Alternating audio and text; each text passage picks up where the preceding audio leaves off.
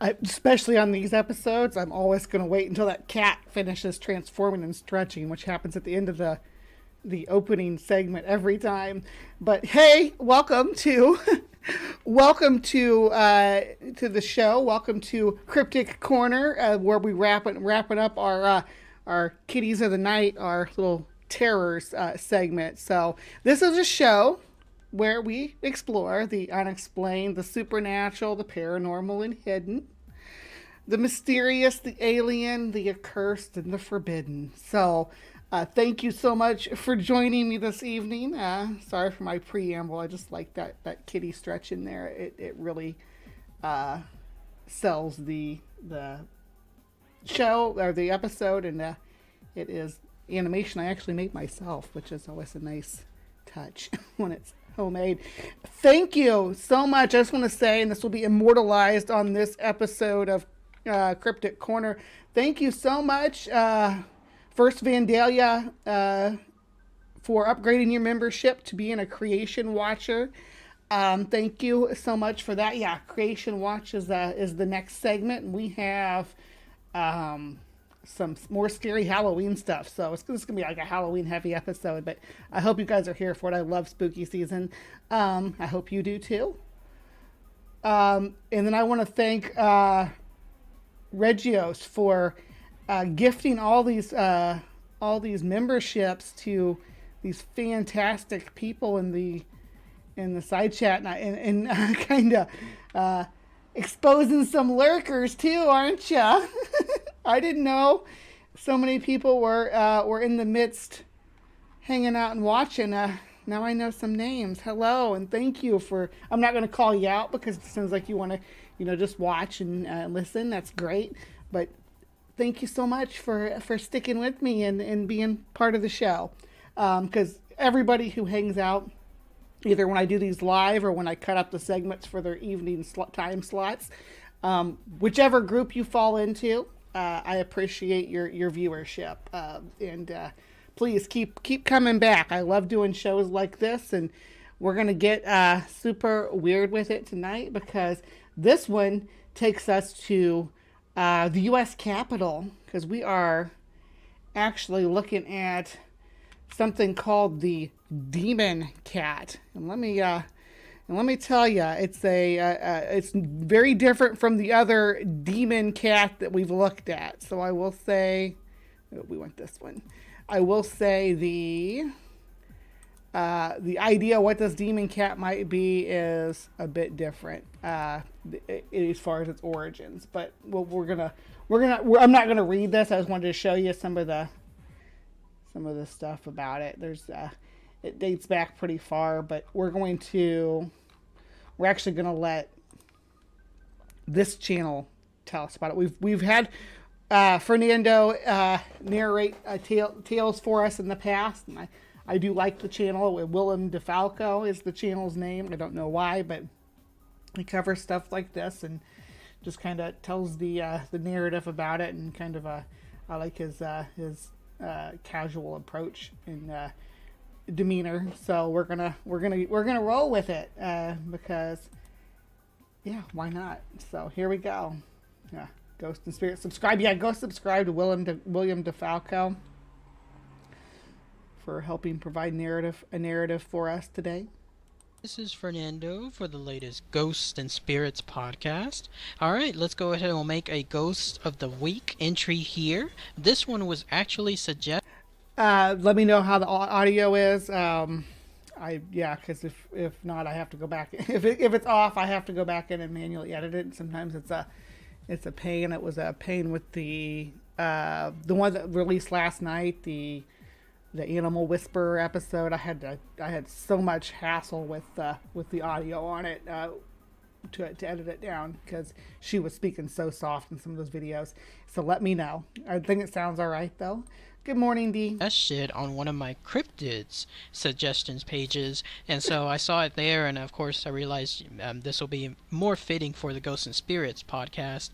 And so this one, when I saw the information, I thought to myself, you know what, this is pretty interesting. So instead of waiting to, let's say, showcase this the next go around of my Ghost and Spirit series, I wanted to go ahead and make it as a Ghost of the Week so that way I could share it for you here. Found it very, very interesting. I hope you do too. And it has to do with a particular ghost or spirit that currently houses perhaps one of the most well-known locations in the United States. It's a place that I've been to before, twice now. Never heard of this. Otherwise, if I would have heard of this ghost, I would have definitely looked for it next time I go around. And it has to do with, instead of, let's say, a person.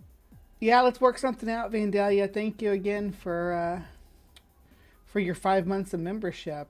Beautiful. So much love from the Hive for you, friend. Cats are evil overlords. We could do a whole episode on that. You want to do an episode on evil cats? Did you see the thing with Jill? I had another video that I cut in with with Jill talking about cats being satanic. It's pretty funny, but we aren't watching that one today. But maybe next time. Person, an animal. It's called the Demon Cat of Washington, D.C., but it goes by a more, I guess, funny term. It's just called the initials DC, meaning for demon cat. And so for the sake of this video, I'm going to go ahead and go by those initials too, because apparently this particular ghost is a well-known ghost there in Washington DC, especially by the employees that work anywhere around, let's say, most of the government buildings.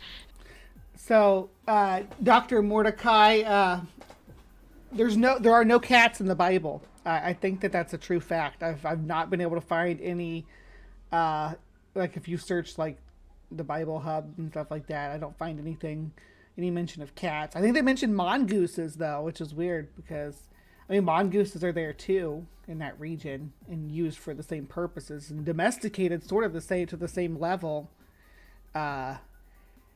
Cats just, I don't know, became more prominent, I guess, because the way that they breed and how freaking amazing they are at honey's. The people might get the impression that because of these videos and stuff that I hate cats, or because I advocate like eradicating cats and like in isolated populations, right? Like I'll say, yeah, eradicate cats from this island where, you know, there's these rare birds and rare mammals or rare lizards or rare frogs.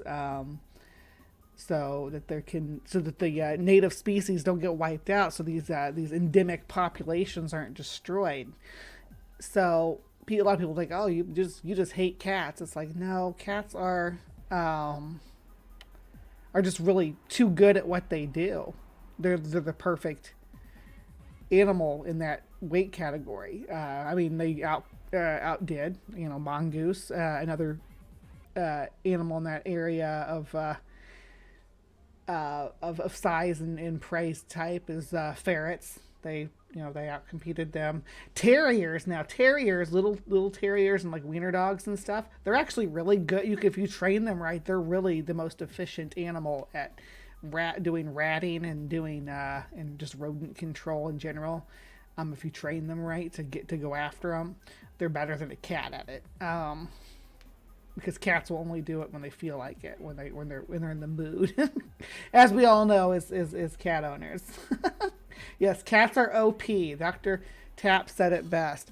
Why is my chat box not coming up? What's going on? Chat box? Anyway, yeah, but this is a cat from Washington, D.C. It's like in the Capitol building and stuff. But not just the Capitol building, as we'll see. I'm a super cat lover.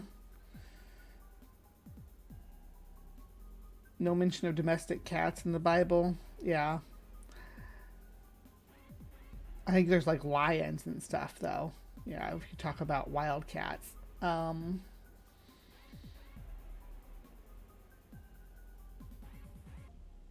There in the Capitol. So for their sake, I'm going to go ahead and list and talk about this and just go by the initials DC. But yes, it is a very, very fascinating ghost and spirit. So here's how it goes.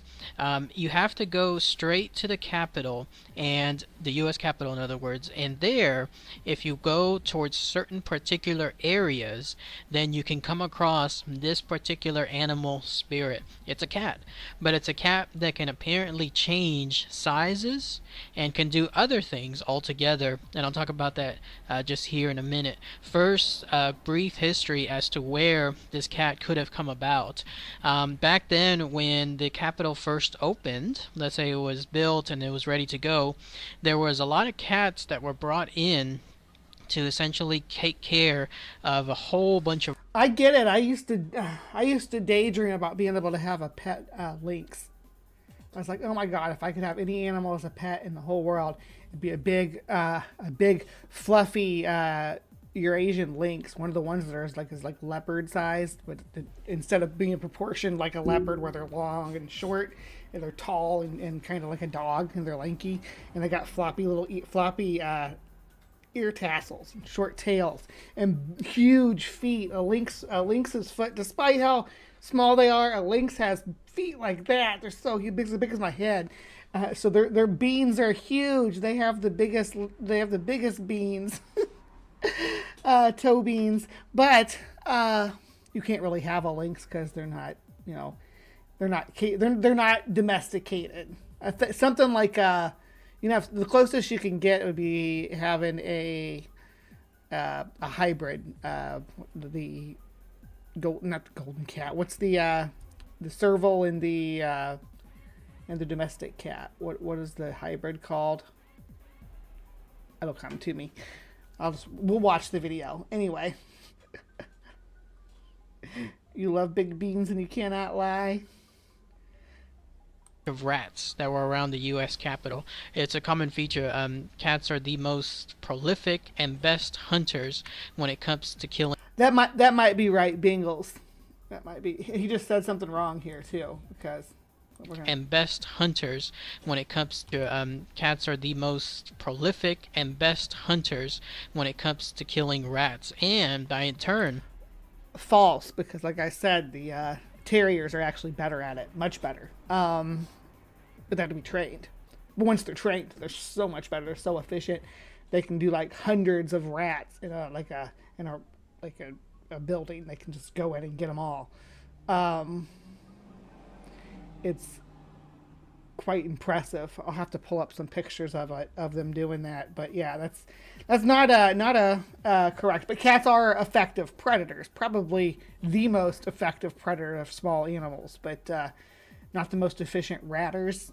But when you add in predation of birds and reptiles and fish, like pond fish and things like that, even babies of large birds and some large species of wildcat will take down lambs and deer fawn if they're small enough. But so will an armadillo. An armadillo will drag off a lamb or a calf, or try to drag off a calf. I got to show you all some videos about that. I think it'll be next week. Because it's gonna be like. We're gonna talk about, I'm not gonna talk about it. We're gonna have a short video with armadillos showing you all some of the crazy stuff about them. There'll be other animals too, but just doing some creepy creatures features, creepy creature feature, but for the season, right? With animals that maybe you don't associate with the spooky season, but perhaps you should. So, yeah. As far as I know, they don't get any of the, let's say, diseases that the rats do. Their body just seems to naturally take care of things. Somebody may have to correct me on this, but that's why they are very, very proficient, and they're always brought in whenever it comes to new locations to try to get rid of these rats. Well, once that job was finished and the U.S. Capitol was ready to go, most of those cats were adopted, or they just left on their own, maybe to become kind of like nomad cats. But the theory goes that there was one cat that particularly loved the U.S. Capitol and was not going to leave. So much so that even when it died, its spirit there now haunts the U.S. Capitol itself. It's much like the tales that we hear about human ghosts and spirits that haunt a particular location. They grew so fond of this location over who knows how many years or sometimes decades that even after death they still linger in that same area. Same concept, but in this case it has to do with a cat whose favorite location was apparently the U.S. Capitol. And so the idea goes that if you're there in the U.S. Capitol and if you want to see you had a good chance of seeing this particular cat. There we go. My chat's going now. I don't know what was going on with it. He's saying, Dr. Mordecai, my fog van ripped a squirrel up. Fog dog. Your dog ripped a squirrel up. I gotcha. Oh, I'm sorry about that. That's never a pleasant thing to deal with her when they get a hold of some rabbits. Yeah, I did pull up. Here, I'm going to show you guys real quick. I did pull up some images of terriers doing their thing. So the problem is that, let me see, I can zoom it in here for you. Those are all freaking rats that these terriers pull in. So terriers will they'll rip through some rats. These dogs right here, they're efficient at it. Oop, that's not till later. Get back to Fernando. You have to go to a portion of the Capitol that has to do with burial chambers, and it's more along the lines of, I think it's called the United States Capitol Crypt. It sounds pretty, I guess, frightening, the name of it, but all it is essentially is it seems to be a room that's underneath the Capitol Rotunda, and it's another place that offers like historical information. In fact, you're looking at some of the pictures of it here. So even though it says the word crypt within it, nowhere near is it anything as far as, let's say, tombstones or gravestones. It's gorgeous, right? Look at that. Look at the woodwork. I love that archaic woodwork with the stone floors, chandeliers, archways. Very classy. Very historic.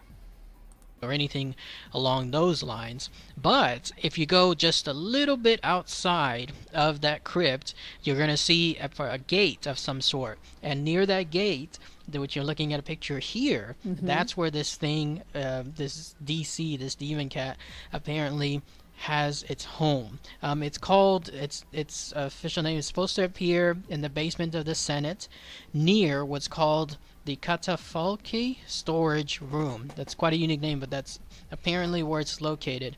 And it was one of the earliest places where a president's casket would be placed whenever he was in a state, let's say in a viewing area there in the rotunda. I don't know if it's currently used anymore for any such purposes.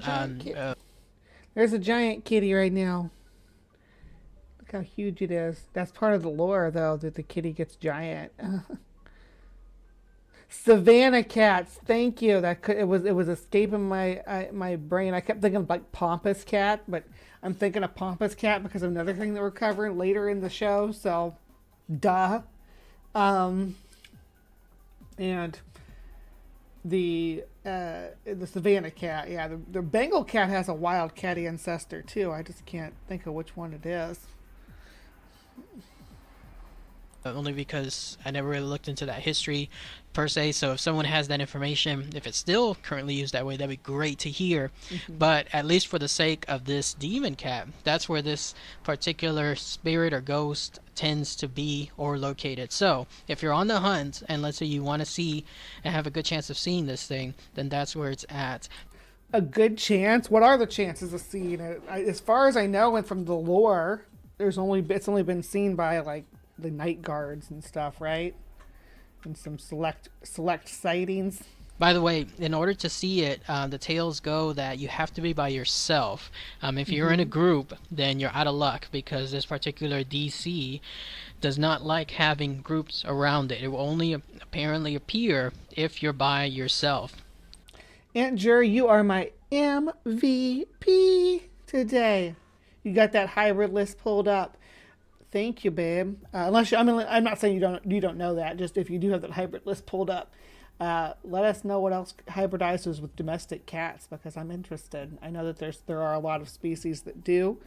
I just haven't really dug too deep into it. Big cats, I'm like all over. I love all the learning about all the crossbreeding between different big cats, and there is a feline a feline that's been crossed with a pantherine, which is the puma and the leopard, made a puma pard. There have been different subfamilies. As far as I know, they're the mammal with the furthest distance between two ancestors that have successfully been crossbred. But the puma pard, unlike like a liger, was instead of getting the giantism, it got like a state of dwarfism.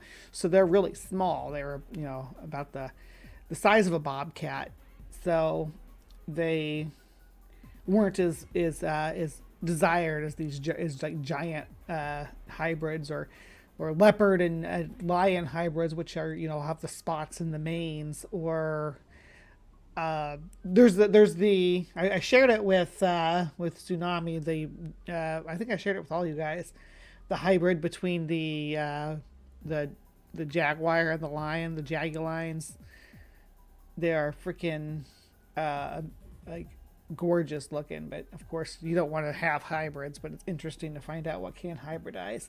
Let me see. Those hybrids sound cool, but is it ethical to breed them? Exactly. I don't know about the ethical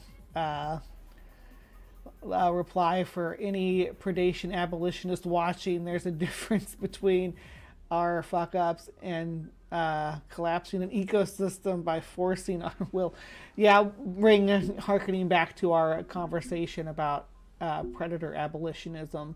Let's see, I had to take my dad's terrier. I'm a Labrador kind of guy.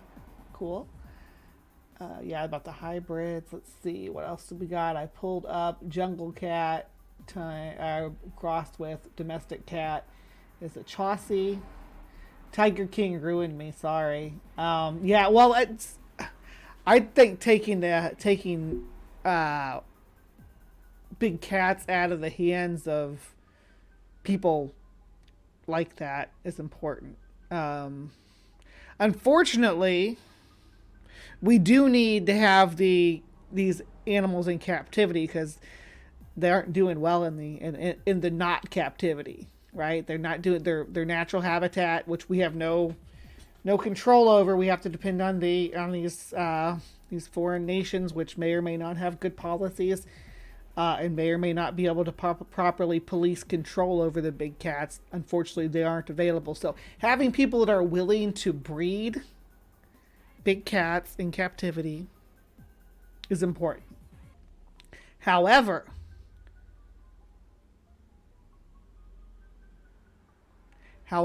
the state of their captivity is important, and what they're doing with them. If they're crossbreeding to get white genes, for instance, get the white tigers and white lions. If they're inbreeding them like that, not ethical. If they're inbreeding them to get breeds like ligers and stuff. Not good. Not good if they're doing that stuff on purpose. I don't think that's ethical. But if they're doing it for conservation, to make sure that we still have these organisms in existence, to make sure that they're there for future generations to understand that they're there for when one day we got our shit together as a species, we are able to stabilize ecologies for them, whether it comes with I know it sounds silly and futuristic, but whether it comes with terraforming other planets or other places for natural wildlife to thrive, that'd be amazing.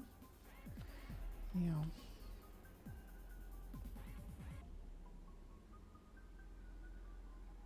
Your mom lived close to Carol Baskins. Ah. Which is kind of like it kind of defeats the purpose, because if you're going on any kind of ghost hunts, you want to make sure that you're a friend so that way everyone can see it at the same time. Otherwise, if you're the only one that sees it and you try explaining it, obviously people will look at you and they'll be, yeah, sure, right, you saw this thing, absolutely. It's for the same reason that you might do, that you have to do Bloody Mary alone. It's easier to trick one person's brain into thinking they have, like, to cause yourself to prime your brain to react and see something. It's the same concept. That's why you have to do it alone, because not everybody's going to see it. Not everybody's going to have a reaction, but the ones who do have a good reaction. I think Maine Coons are just a domestic breed that developed to be giant and have lots of floof, but I'm not sure. Yeah, Maine Coons and the Norwegian forest cats are both huge, like monstrous felines. And they're not. There's no wildcat breed in them. They're just. Well, I mean, there may be wild. They may have some European wildcat in their ancestry, at least for the Norwegian forest cat. It might be a hybrid between domestic cats and in at least somewhere in their ancestry, but I don't know about Maine Coons. I'll have to look into that. But if you're in a group and they see it, then that makes it so much better. But obviously this DC has different ideas. Now, as far as how it looks like, basically it's an average household size black cat, at least at the very beginning. Because the idea is those people that have encountered this particular ghost/spirit, they say that it looks like an average house cat. It's completely black. But when they're by themselves and this thing starts approaching them, it does the unique feature where it starts, the word is swelling. But I think a better word would have been like it starts growing. It actually starts growing larger and larger. It's so much so that people are doing like double takes. They can't believe what they're seeing altogether. And people have stated that it grows to the size of a giant tiger, about 10 feet by 10 feet. So it's a And we've been here before the last couple of weeks. If you've been watching live from the Hive, we talked about the Tegherum thing where they put the cat on the spits, keep the Scottish people just like keep the cat turning, and they put the cat on the spit, and it's and then all the other cats appear, and then a giant cat appears. So it's like similar phenomena, right? That's what I like about this stuff. We can kind of link it all together and say, hey, is there some kind of primordial mindset to the idea that, hey, if we were smaller, cats would just nom us. That'd be terrifying. So it's a grower, not a shower. Exactly, Dr. Tap. Exactly. I'm glad that that you guys are following the context, because a giant, massive state by the time it reaches the person. And this is the giant, massive state. When you enter that giant, massive state, and she gives you that look. with the whole intention, apparently, of this DC of frightening the bejesus out of anyone it encounters, because what happens next, people... Ooh, that's right. Freya and her chariot of giant cats. Let me pull a picture of that for you guys.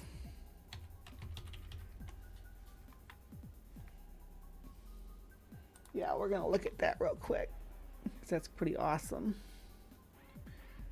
Ooh, I like this one.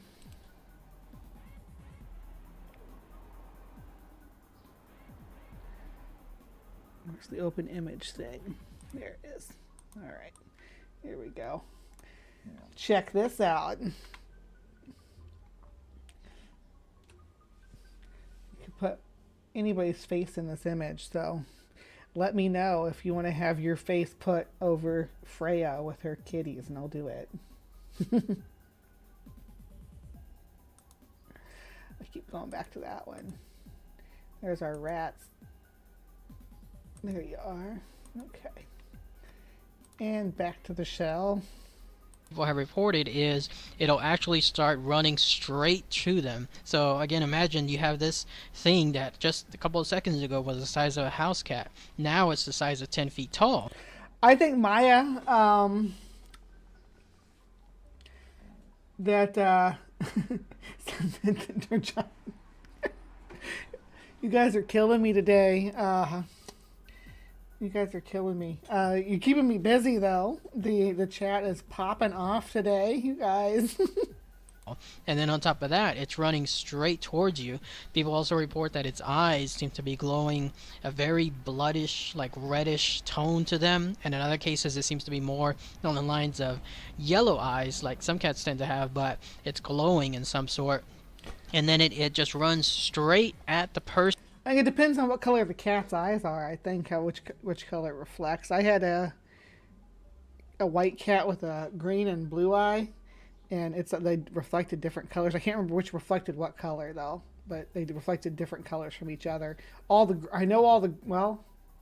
green-eyed cats' eyes reflected red, and I think that the blue-eyed cat's green eye reflected red, and its blue eye reflected like a yellow. I think that's the way that it was reflecting. That sounds right to me, if I remember correctly. Yeah, an image of Freya naked in her chariot. Yeah, I'm sure Freya's a hottie too. So. Person, and whenever it's at the point where it's right about to hit them, it either just explodes. I don't know if it explodes in a sense like it just vanishes like let's say a giant poof of some sort, or giant poof. I've had cats that I would just describe as a giant poof, but I would also describe them as swelling too. He said he would rather describe them as growing, not swelling, but I'm like, no, every kitty I've had, especially the boys, when you get them fixed, they go whoosh, and they're just giant poofs. I had this one big yellow cat named Lucky. I had him for years, from when I was a kid. I got him for my 13th birthday, and I had him until I was, I want to say like 22 or something like that. No, I wasn't that old because he got sick. But he got huge. He was a big old boy. He was so sweet too. it disappears outright right before it's about to catch the person that it's hunting. So quite a frightful experience. This is not something that should be taken lightly if you come across this thing, because if you do see it, be on the lookout and be expected to have something as far as this type of encounter. Nothing harmful though. For all the scare that it tries to muster, it does not have any scratches, it does not create any bite marks, nothing along those lines. All it seems to do is it wants to make sure that it scares the crap out of someone before it disappears.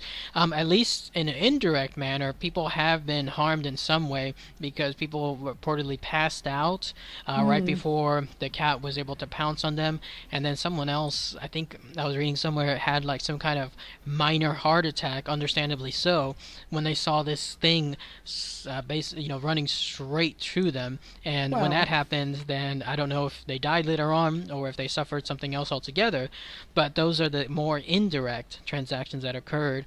Two known instances that happened, one was in 1862 and another one was in 1898. What had happened here was there were some guards that were patrolling the area, and in both instances they reported to have shot at... Yeah, a cat jump scare is cats know how to do that. That's just what they do. So these people need to watch a horror movie so they know that the cat jump scare is not actually the problem, and it's foreboding something worse happening. That's how it works in Hollywood. And what they described as a large black cat that grew to the size of a tiger. So when that happened, you have something as far as actual let's say, counterattacks. Nothing, of course, happened to the cat because it's a ghost/spirit, so no doubt the bullets themselves just passed right through them. No real concrete evidence, though. I'm trying to see if maybe there was any newspaper. Why would you open fire on a cat? Don't shoot the kitty. What's wrong with you? Giant floof. The giant floof and a big old poof.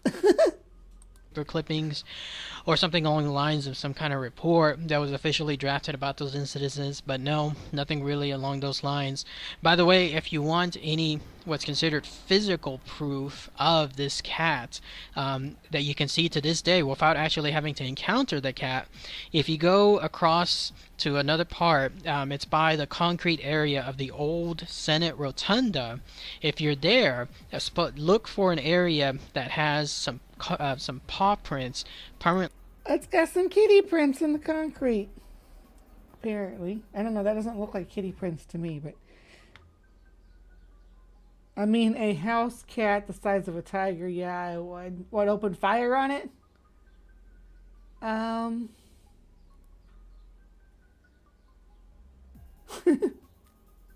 Are you sure you read that somewhere and they're sure it wasn't nowhere? Anybody open fire on my babies are about to have a gunfight. You get them, girl.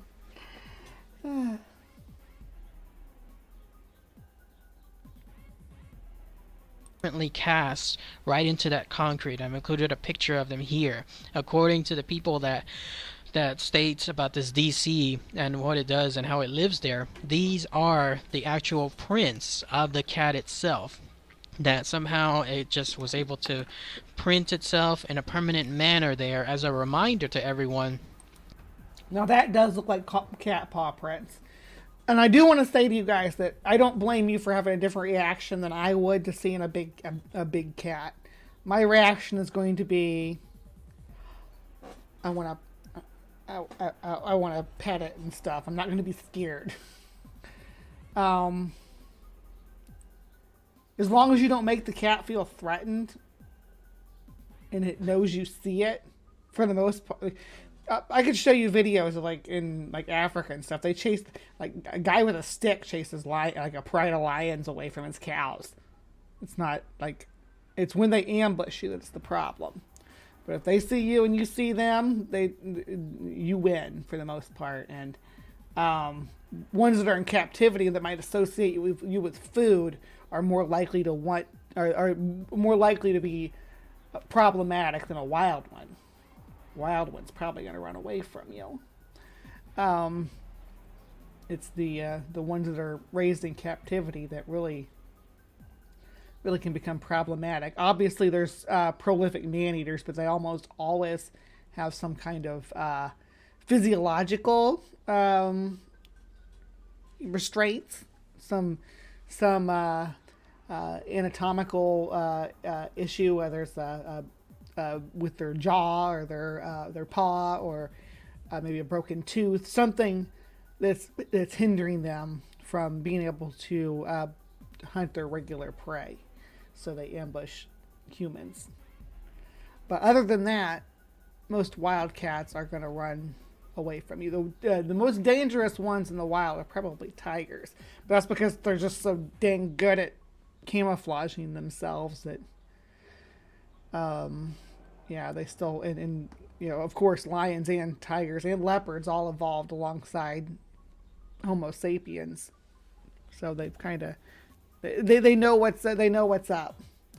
Anyway, enough lore. Yeah, yes, this particular black cat could be waiting for you at any moment when you're by yourself there in that area. More than likely, though, as is the case, it just makes much more sense that there was fresh concrete at the time and some cat just decided to walk across it.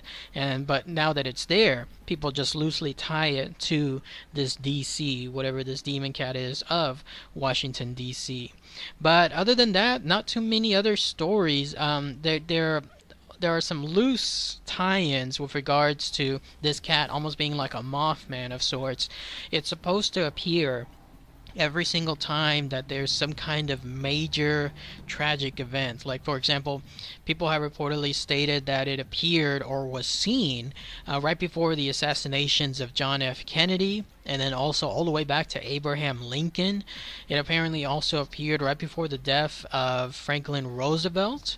Others stated that it doesn't even have to do with political stuff. It can be more. So there's kind of a black dog lore being woven into this, like to give it some of this, or maybe even similar to a banshee, like the ability to forecast the death of a U.S. president. That's interesting. I like that. I like that lore. Do I think it's real? No, I don't think this is actually a thing that exists. I think that some of the background on it, that there's misidentifications and of domestic cats. I think the story goes that the guy was laying on the ground, passed out drunk. One of the night guards was, and the cat was was running up to him, seeing if he had any food or something along those lines. You're laying on the ground and a cat runs up to you with a forced perspective, and it looks like it's getting bigger and scare the crap out of you. You jump out of your bed, or not out of your bed, out of your, or jump up from wherever he was passed out at, and runs away because there's a giant cat coming at him. And boom, you have a tiger, tiger, burning bright, bright in the forest of the night. What immortal hand or eye hath framed thy fearful symmetry? I love that poem. Thank you. Mothman, what I call my buddy Tim. Yeah. I wouldn't mind a cat-shaped Mothman. That'd be cute. Cats were at every major human event. It's a cat conspiracy. A cat-spiracy, if you will. Epic airfoil. Call this cat the CIA because it foretold JFK's death. Yeah. I don't know. Aunt Jer. Let's see what Aunt Jer said. Oh, yeah. Get that booger.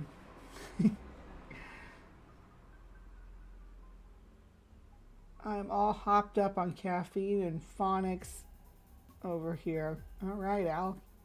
Keep it rolling.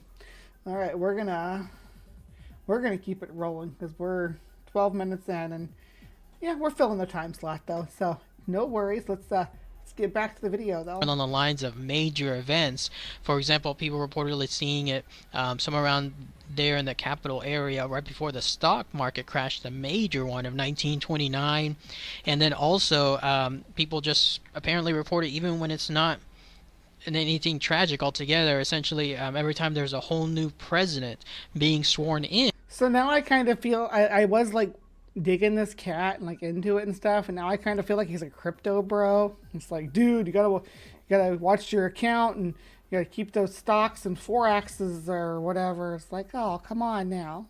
Yes, a cat-spiracy is what I said. I said what I said. Hey, Tux, good to see ya. In a couple days or either the day of, people report seeing this black cat roaming the areas as well, but that's about it.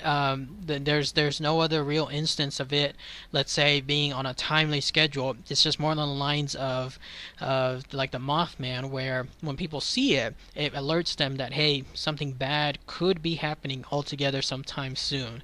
So whether that's true or not, it's up to yourself to try to decide. Says, you know what you are? You're in the jungle, baby. Time to die. Yeah. Guns N' Roses. Does that make me old that I quote Guns N' Roses? I don't know. As far as one last explanation of what this cat is, there's the idea that it's nothing other than, let's say, a tall tale that kind of took on a life of its own amongst the people there in Washington, D.C. Diamond Beans sounds like a great name for the cat instead of the demon cat. We'll call it Diamond Beans. Diamond Hands, yeah. D.C. Apparently back in the 1940s, during that time period, there was the police force, the Capitol Police Force that was there. Apparently they were known for hiring like friends of friends, relatives, people that weren't necessarily the best or qualified for let's say patrolling the U.S. Capitol, but like anything involving hiring friends of friends, hey, it's who you know what I mean? So when that happened, these people that were hired apparently would get drunk a lot of times, and on one occasion there was one security guard, one of these friends of friends, that got so drunk that he passed out, but when he woke up, he was actually being licked by a cat. But That's the story I was talking about. You know, any you cat owners out there, you've woke up with your cat in your face, right? I'm like, what? It's even weirder when you're like visiting somebody and you don't have a cat, so you're not used to it, and you wake up with a cat in your face. But he was so drunk that he thought he was actually standing up, and so he couldn't believe his eyes. There he was in his. Yes, that's the Washington Demon Cat roller derby team. Go Cats! Go Cats! I like roller derby. I think that roller derby is awesome sport, so you girls get it. Get it, girls!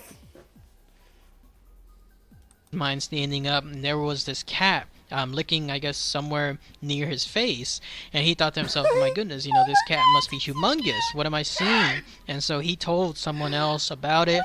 They told someone else. It's that game where the legend grows, information grows from one year to another, and by this point, that's where we have this demon cat legend starting altogether. So there's that perspective too, that it's not. See, and he's got the white hairs on his chest too, like we talked about last week, that all the magical cats have little patches on their chest or their forehead. Remember, it's all part of the lore, people. We got to keep the cat lore together. It's all cohesive, right? It's all the same. Nothing more than just your average tall tale that's told among some people, and then it just takes on a life of its own. It's so much so to the point that apparently people that work there use the excuse that they were so scared of witnessing this thing or. Is there an NFL team from Washington, D.C.? I didn't know that. I don't know a lot of NFL stuff.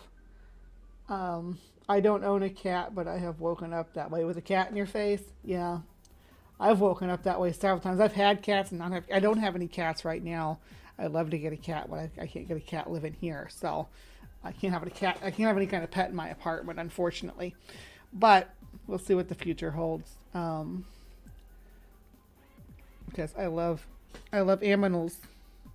Having witnessed this particular demon cat, that when that happened, they themselves wanted to have a day off, and so people were somewhat using it as an excuse to say, hey, I want a day off, I saw this demon cat, I'm too scared, and then, okay, sure, there's your day off. So take it from that perspective too. But what do you guys think? Heck yeah, I would love to have a free day off just by saying I saw a ghost cat.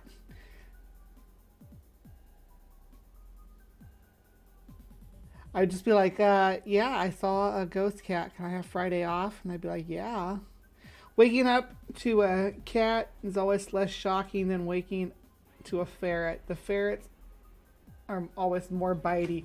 Now, I've done both because my daughter has ferrets, and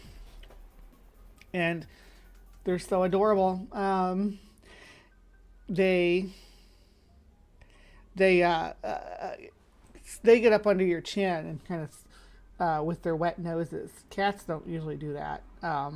Cats usually, if they get up underneath your chin, they do it with the top of their head. I love playing with ferrets because the way they bounce, so much fun. I miss playing with the ferrets. Yeah.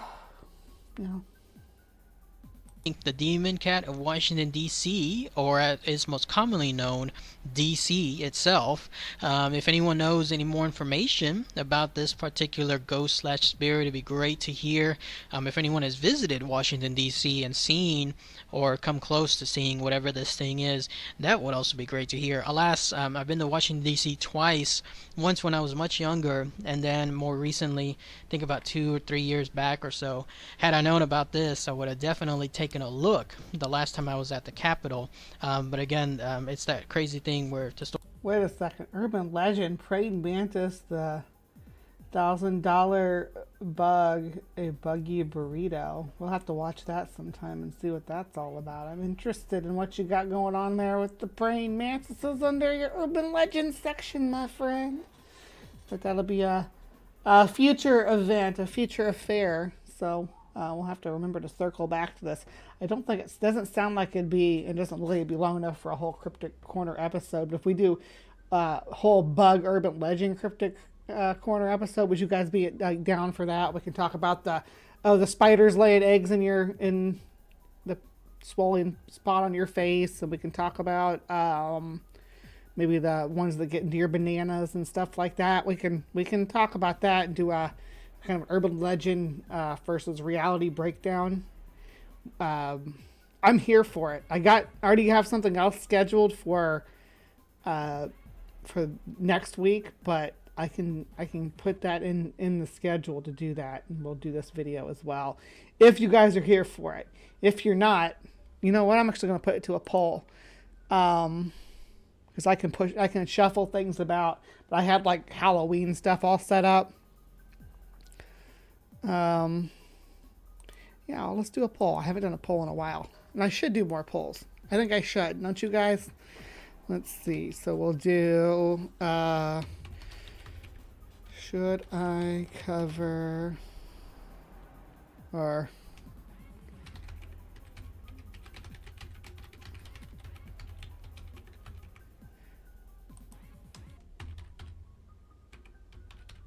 bug urban legends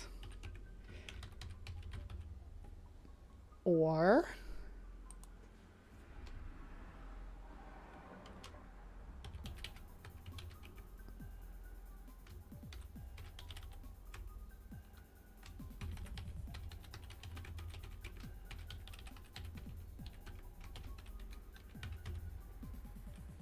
all right, yeah, we'll do it that way. So there's the choices for next week.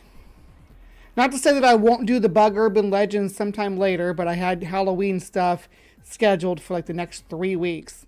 So I'd probably put it off until like November 4th if I wait. But so far it looks like everybody wants to continue with the...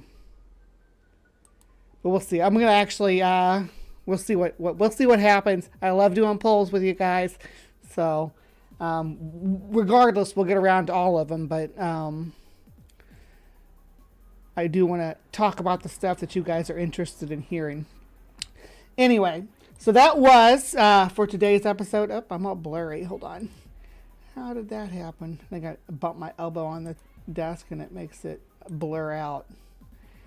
So, how's that? Ooh, much better. Hey, beautiful. I am looking good today. Got the Elvira stuff going on with the eye makeup. The other day I tried to do Amy Lee from what's the Wake Me Up Inside video, but it looked smudgy, so I took it off. I was just playing with my makeup, but it's a good look. It's a fun look to do, especially this time of year, to do some gothier stuff. I know I'm a 40-year-old woman and should probably grow up and stop, but I didn't get to be a freaking gothy girl teenager, and I was inside and couldn't express it because of my location and social expression. I wouldn't have been able to. At least I was too meek to push the envelope. Anyhow, so I'm going to leave it there. That was that wraps up our Halloween cat trilogy. Depending on how things unfold with this poll, we'll see you guys next. Actually, you know what? This poll is not for next week, but the week after, because I already got the Cryptic Corner stuff already for next week, so it can't be next week. 40-year-old girls can have fun. You go, girl. That's my girl Maya. It's one of my besties right there. Oh, girls, you stop making me blush. All right, so we'll call that we'll call that good for today's Cryptic Corner. I hope you've enjoyed this feline trilogy. I'll try maybe put it together in a little playlist or something. But please do remember to be kind, take care, and we will see you next time. All right, wrapping up the show. I got 25 of you watching, only 10 votes, so I don't know what direction to go. Can I get some more votes, peeps? Come on, get the votes, and then we'll move into. Here's what we'll do. Actually, I'm going to go ahead and play the first intermission, and then we'll come back and tally the votes. All right. So here's the first intermission song. It's the Dogman song for the holidays. So I'm gonna pop over to give you guys that, and then we'll come back into the Cryptic solo screen here, and we'll tally up the votes. All right, kids. Looks like we're gonna continue the Halloween countdown for the show, which is freaking awesome. I'm here for it. So that's the tally of the votes. Pretty much overwhelmingly in favor of doing that. I hope you enjoyed that little musical interlude. It's old from a long time ago. I know it's cheesy, but it's just cheesy good. A Halloween. It used to always be on our Halloween playlist and stuff. Really has a spooky kind of feel to it, in my opinion. Anyway, please remember to be kind, take care, and we'll see you next time.